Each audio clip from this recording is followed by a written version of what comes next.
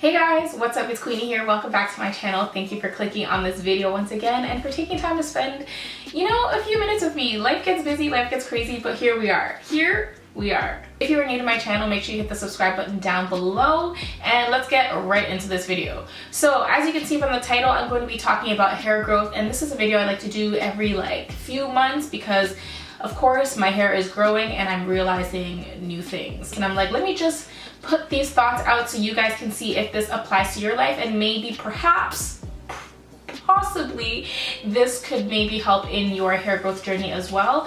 Whether you are big chopping or looking to reboot your hair growth journey, this might be something to think about. These might be some things to think about. So if you're new to my channel, I big chopped in May of 2018. My hair has grown about 10 inches in a year and a half. So my hair went from this to this, and obviously right now my hair is in a protective style. I've had this head and this scalp my entire life and it has never grown the way it is now. So yes, it could be genetics, and it is genetics, but it's also something I'm doing because for some reason this past year and a half since my big chop has been growing like wildfire and actually staying strong. So what are the things that I'm actually doing now that I wasn't doing later? So that's what I'm gonna throw at you guys. Whatever applies to you, apply it to your life. If it doesn't, let it go and do not stress over it. Hair is hair. It's meant to grow. It will grow. So don't even worry. Okay, so the first thing is the big chop. The big chop I did completely changed my life, I'll be honest. I've gone through seasons and stages of trimming my hair, doing big haircuts and doing trims and trying to revamp my hair, and all of those were temporary fixes. Like, there were parts of my hair that had been there for years and years and years and they were damaged, and honestly I feel like that was stopping the other parts of my hair from fully flourishing, because if the ends of my hair aren't that great and I have split ends, they're splitting and breaking, splitting and breaking, splitting and breaking, and it's always traveling upwards, right? So the rest of my hair probably was just not doing as well because of those ends. And then also with the big chop, it shows you what your hair is like from the beginning. So then you come up with this routine that is for your actual hair, not what you think is your hair. What I had before is what I thought was my hair. I thought my hair was this, this, and this, and this, but actually after the big chop and I saw the real texture and the real nature of my fresh hair that has not been manipulated whatsoever, I thought, whoa, this is a game changer. This is actually what I need to do to make this work. So once I big chopped, not saying everyone has to big chop, but it honestly changed my entire look on my hair, my entire routine, and it helped me put in a routine that was actually beneficial to my hair, because I now actually know what my hair is, who my hair is, and what they're all about, because I've known her from beginning to end, okay? Big chop is a huge thing. If it's something you're considering or something that's possible for you, I would definitely recommend it. And when you do it right.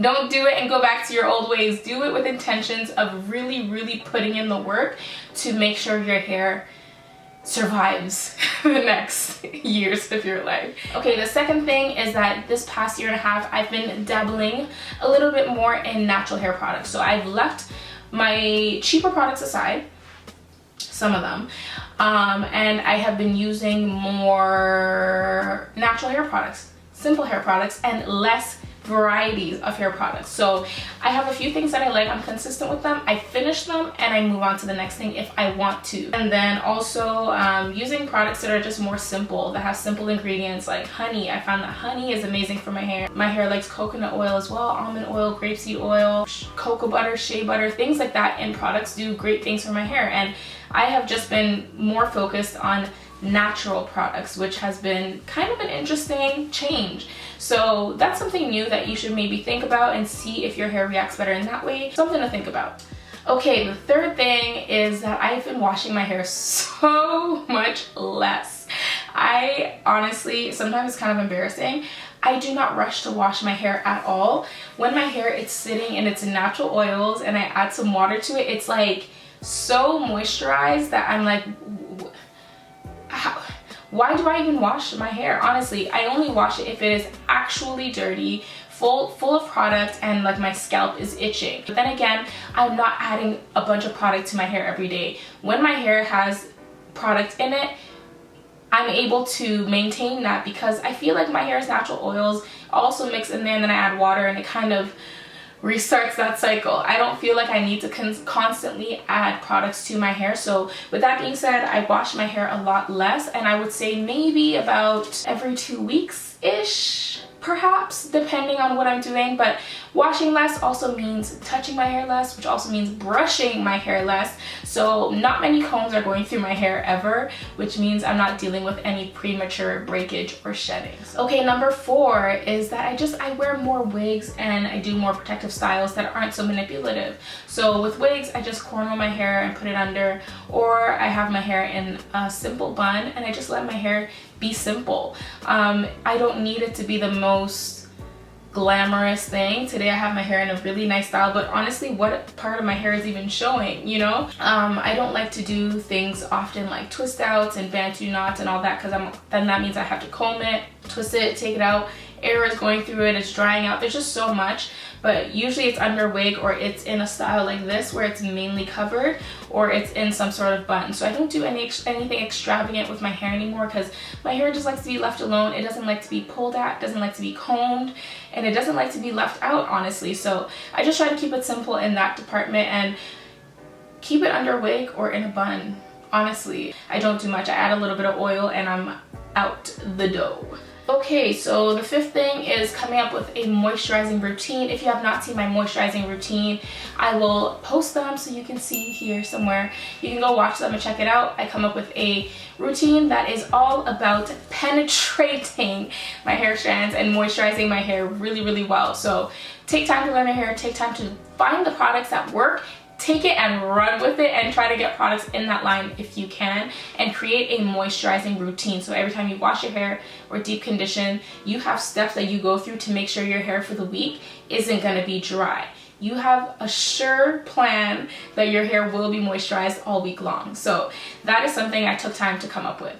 Okay, the 6th thing is that I've actually been sleeping with a silk pillowcase, which is like, okay, damn, a little bougie, but it has been helping so much. It keeps my hair moisturized a lot more than my satin scarf, because I guess it's silk and not satin, I don't know, but it keeps my hair frizz-free, and then honestly I don't have to sleep with a bonnet. So I don't know if that has anything to do with necessarily hair growth, but it definitely has to do with the health of my hair and my length retention as well. That has been also helping with my hair moisture retention, which in turn helps with my length retention as well. So a pillowcase might be something that you want to think about too. Who knows? Okay, so the next thing, which is the 7th thing, is that I always brush my hair while it's wet. I never brush my hair dry. So you see me do styles like this, or things like high ponytails and all of that stuff. I never put a brush to my head unless it's wet. So I just dunk this in a sink, like a tap. Make sure it's nice and wet, make sure my hair is nice and wet, spray it with some water, and both parties need to be used, okay? So my hair needs to be wet and my brush needs to be wet, and then I'll brush it. So this minimizes a lot of premature breakage and premature shedding, which in turn, you already know what I'm gonna say, it leads to length retention. Water always makes it easier. Water is your BFF. Try it out and see if you see a difference. Oh yes, so the 8th thing is that I don't really do wash and goes anymore, honestly. I let my hair just be in its natural state, out the shower, some leave-in, maybe braid it up, twist it up loosely, and just let it out and let it be in an afro and a puff. And it's not really stylized and it's not really defined perfect curls, but that's okay. Wash and goes have been left behind for a little bit. Simplifying your routine might be something you need to think about. Sometimes you don't need to do too much. Keep your hair moisturized and forget about all the fancy styling that people are doing on YouTube all the time, which is wash and goes and twist outs and bantu this and the perm rod this. Like, maybe you don't need that. If you want to try it, go for it, but make sure your hair is healthy before you indulge in those type of manipulative routines. I think those styles are great for people who have a grasp on their routine and have a grasp on their natural hair. But if you have not even figured out how to keep your hair healthy, don't even worry about doing the fanciest hairstyles, because your hair is not even going to cooperate in those hairstyles if it's not in optimal, or I guess in the best health. Focus on keeping your hair healthy and then work on perfecting the styles. Okay, the ninth thing, and this is a given, but I do not use heat on my hair. I do not blow dry my hair. I mean, I do use a diffuser sometimes for my wash and goes, but again, I don't do wash and goes often. And I do use a hooded dryer sometimes for wash and goes that I don't do often. But other than that, I do not blow out my hair. I do not straighten my hair. I do not put heat to my hair. Heat and my hair are just not compatible. Heat is the devil to my hair. Honestly, my hair, like I said, is very fragile, very sensitive. I can't afford to straighten my hair once a year, I've realized. So if I straighten my hair, that's because I just I don't care as much anymore, not because my hair can handle it. So no heat, zero heat for me. And if you have found that you straighten your hair once in a while and your hair is not flourishing, honestly, just get rid of the straightener. It might help you a lot. You never know.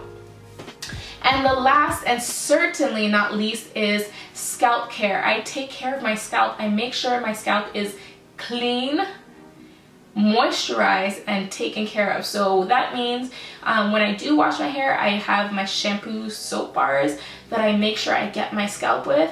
I make sure if my scalp is tender, I let it take a break. I take it out of whatever style it is and I let my hair breathe. I like to use tea tree oil on my scalp to get some blood circulation going and also to kind of heal any tender spots, I guess. And I also use oils that absorb into my scalp to help nourish my scalp, so in turn the hair growing through is happy and healthy. And there you have it, my 10 hair growth things that I have noticed in the past year and a half, and perhaps some of the reasons why my hair has grown as much as it has in the past year and a half, and the most it has ever in my entire life in a period of time. So this might be something for you to consider into your own routine, as I've said. If I come up with any new tips and observations, I will definitely be back to share them with you guys, perhaps in like another 6 months or so. If you're not new, thank you for coming back.